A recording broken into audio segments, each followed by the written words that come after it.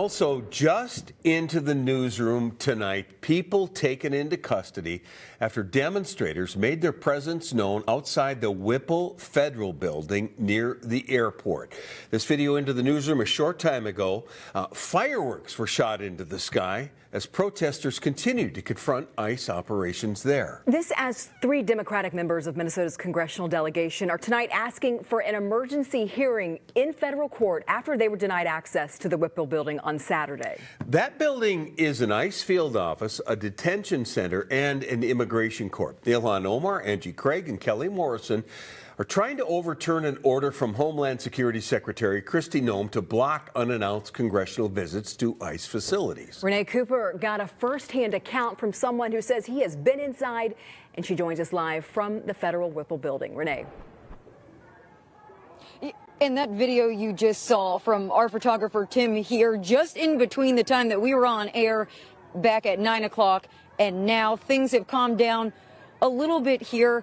Fewer protesters out here, but still very much vocal at this hour.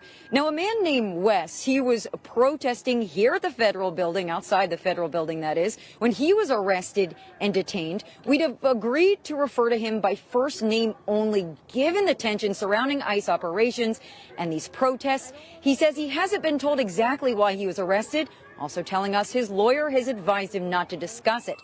And he's not been charged now, days later. But Wes was able to give us that first-hand account of his 8-hour experience inside ICE detention. And so we're about to see some aggression here. The overall atmosphere is chaotic, I think is the word that I keep coming to. About 8 a.m. on January 8th, Wes is arrested and escorted into the Whipple Federal Building.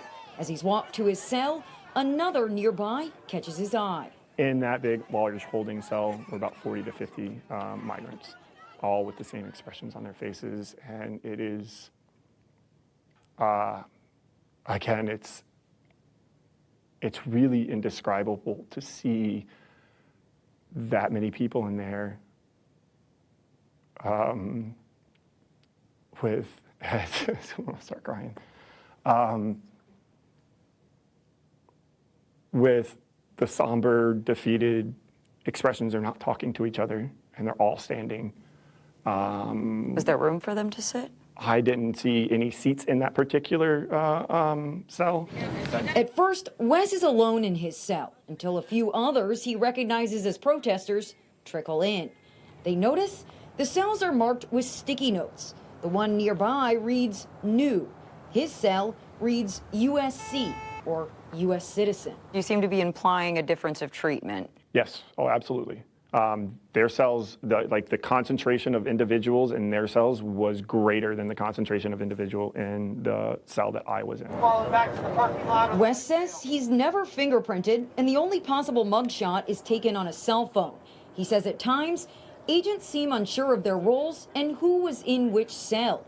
And he says they were sharing badges. It would just be like one agent would pass off their badge access to another agent, and that agent would then go around and open up doors. I'm like, hold up. They need more security in place, not only for the safety of the detainees, protesters, and migrants, but also for the safety for the agents themselves.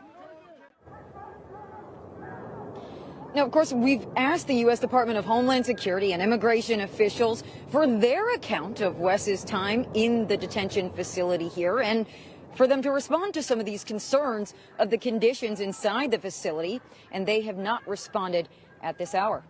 Live in Fort Snelling tonight, Renee Cooper, 5 Eyewitness News. Thank you, Renee. And tonight